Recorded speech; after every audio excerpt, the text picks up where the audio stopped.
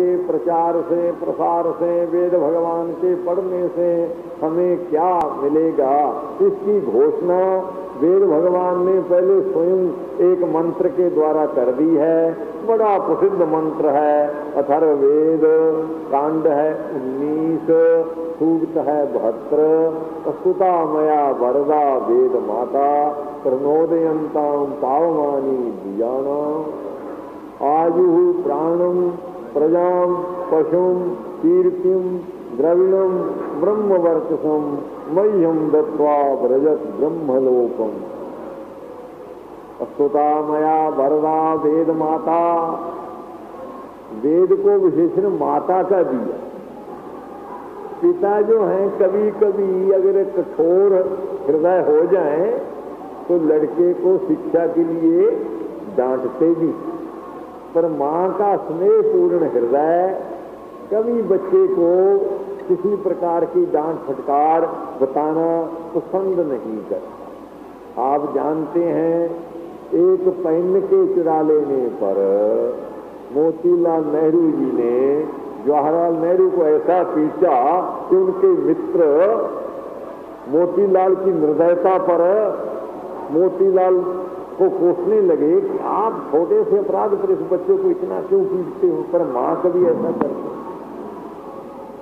और ये भी आपको ध्यान में रहे कि माता का हृदय बच्चा जो हक करे उसको पूरा करने के लिए प्रस्तुत रहता है, और पिता का मन उतना प्रस्तुत बच्चे के हक को पूरा करने के लिए नहीं होता, बल्कि कभी कभी तो तर्जना भी करता है पिता।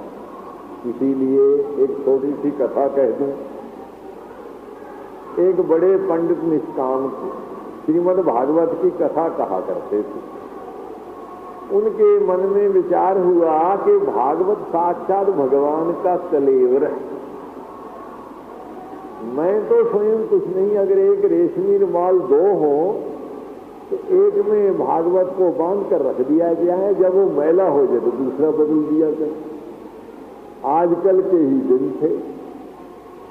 तो पंडित जी ने सेठ से कहा कि सेठ जी, आप हमें, मेरे लिए तो नहीं, 3 गज हमें रेशमी वस्त्र चाहिए, 1.5 गज के 2 रुमाल बनाएंगे और श्रीमद् भागवत को लपेट दिया करें। सेठ कहते, आजकल हमने बेचना बिक्री बंद कर रखी है, अगर हमने ताका लाकर उसमें 3 गज फाड़ दिया तो ताका खराब हो जाएगा। पंडित जी को बड़ा खेद हुआ कि किसी प्रकार की आज तक कभी याचना की नहीं थी, और वो भी अपने लिए नहीं, भागवत के रमाल के लिए एक संकल्प किया था, और सेठ ने वह भी पूरा न किया। आज श्रीमद् भागवत की कथा तो पंडित जी ने सुनाई, पर उनका मन नहीं लगा कर। तो सेठानी माता जी ताड़ गई कि कारण क्या है। तो पूछा गया कि क्या बात। तो बड़े पूछने पर से उन्होंने कहा, मेरा विचार तो कभी मांगने का होता ही नहीं, वर्षों से मैं कथा सुना रहा हूं, मैं दक्षिणा भी नहीं लेता। श्रीमद् भागवत के लिए 3 गज रेशम मांगा और सेठ जी ने इनकार कर दी। सेठानी जी ने सेठ को आते ही कहा कि 40 गज का एक रेशमी ताका ला। सेठ जी के अब तो दुकान बंद होगी कि मैं नहीं जानती दुकान बंद हो, नौकर साथ ले जाओ, दुकान खोल क्या खुलती। दुकान को खुलाया, 40 गज का ताका लाए, 4 तो रुमाल दे दी, और पंडित जी को कहा आप इसमें से 2, 3, 4 धोतियां कर लें, धोतियों के 2 जोड़े, ताकि आप बदल बदल करके श्रीमद् भागवत का हमें कथा श्रवण कराया करें। तो ये तो एक दृष्टांत है। तो जो काम पिता नहीं करता, माता उसको तत्काल कर दिया करती है, इसलिए वेद को माता बतलाया गया।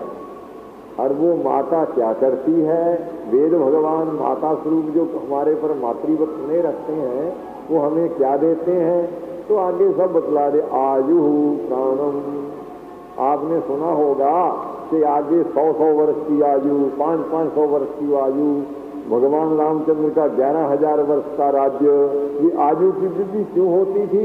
उस समय हमारी आर्य जाति वेदों का अभ्यास किया करती। मनु जी ने साफ लिखा है, अनभ्यासेन वेदानाम मृत्युर्विद्वांस्ति। ये जो मौत है वेद वेताओं के पास हट नहीं सकती थी। जब से वेदाभ्यास छोड़ दिया तब से कहते प्रजा काल के गाल में अचानक ही चली जा रही है। कोई 25 वर्ष भी पूरे नहीं करता, 50 वर्ष तो भागवत ही पूरे करता है, और 75 वर्ष का तो कोई एक आध देखने को मिलता है। इसलिए आयु, पहले वेद भगवान ने कहा कि अगर तुम वेदाभ्यास करोगे तुम्हारा जीवन दीर्घ होगा। कैसे आयु तो हुई, अगर घुटने न चले, सीढ़ी न चढ़ सके, हार्ट ट्रबल हो गया, ऐसी आयु का फायदा क्या? कहते प्राणम बल शक्तिशाली। देखिए ये वेदाभ्यास के फल है। जितने मेरे से छोटी उम्र के कहते हैं वो कहते कि बाप जी हम तो सीढ़ी नहीं चढ़ सकते, मुझे 7 दफे कहो तो दिन में 7 दफे चढ़ उतर सकता है, और 90 वर्ष का। ये प्रत्यक्ष उदाहरण मेरे जीवन में। तो आयु प्राणम कहते जीवन भी हुआ, शक्तिशाली भी हुए। अगर संतान ही न हुई, निस्तान प्राणी को कितना कष्ट होता है ये आप जानते हैं। वेद भगवान का अगर अभ्यास किया जाए, वेद वेताओं की पूजा की जाए तो कहते संतान की प्राप्ति होती है। इसका उदाहरण हमारे वेद मंदिर की जब स्थापना हुई थी, एक सेठ ठानी और बहुत कुछ इस अवस्था में पहुंच चुके थे, संतान की कोई आशा नहीं थी। वेद वेता ब्राह्मण यहाँ जब वेदाभ्यास पूरा कर चुके, 4 वेदों का पारायण हुआ, सर्वानंद जी और मैंने उन दंपति को परामर्श दिया कि आप इन वेद वेताओं की दक्षिणा दें। दक्षिणा दी, उनसे आशीर्वाद मिला। ठीक 1 महीने के बाद उन दोनों को बच्चा गर्भ में आ गया और 1 वर्ष के बाद उसका जन्म हो गया। वो अहमदाबाद में है, उस लड़के का नाम है हेमंत कुमार। आज भी शायद पूजा के लिए आया होगा। वो जब आता है तो कहता है महाराज मैं वेद नारायण हूँ। तेरी उम्र कितनी? कि जितनी वेद स्थापना की। और आज एक सालग्राम हलवाई है चावासन का लड़का आया, ओम प्रकाश, उसका बड़ा भाई था शंभू प्रसाद, उसने भी सेवा की इस वेद मंदिर में। उसका नाम सीढ़ियों में उसने अपना नाम लगाया कि वेद भक्तों की रज पड़ेगी तो मेरा संकल्प पूरा होगा, और उसका भी संकल्प पूरा हुआ। आज उसको संतान, आज उसका छोटा भाई आया था।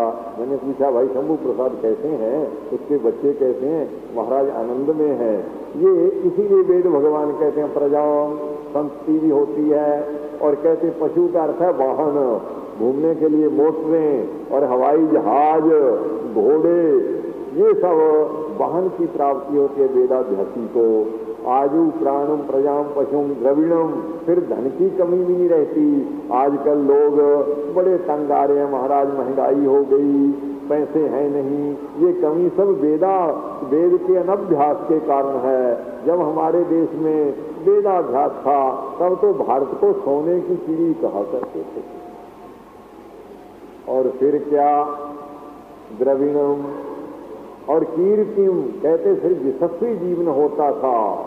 इसमें भीमसेन जैसे जिनकी वीरता का अब तक लोग जश गाते हैं, जिसमें सत्य प्रतिज्ञ युधिष्ठिर जैसे थे, जिनकी सत्य प्रतिज्ञा के कारण अमेरिका में एक भारतीय बूढ़ा गया पगड़ी वाला, उसकी तलाशी नहीं ली गई कि सत्य प्रतिज्ञ युधिष्ठिर की सभ्यता से मानने वाला ये कभी झूठ बोल सकता है। ये हमारी कीर्ति थी। और साथ ही साथ ब्रह्म वर्चसम, कहते जो ब्रह्म वेता था, जैसे उपनिषद में आता है, जब ब्रह्म विद्या की प्राप्ति गुरु ने पूछा, अरे भाई तेरा मुख तो चमक रहा है, तू क्या ब्रह्म वेता हो गया है? इसलिए तेज भी तेजस्वी हो जाता है जो वेद का पारायण करता है।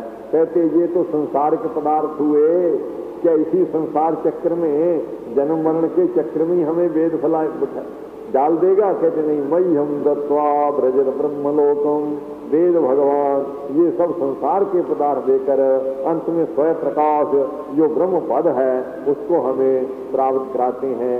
भाई क्या भुक्ति क्या मुक्ति, वेद से सब कुछ प्राप्त होता है।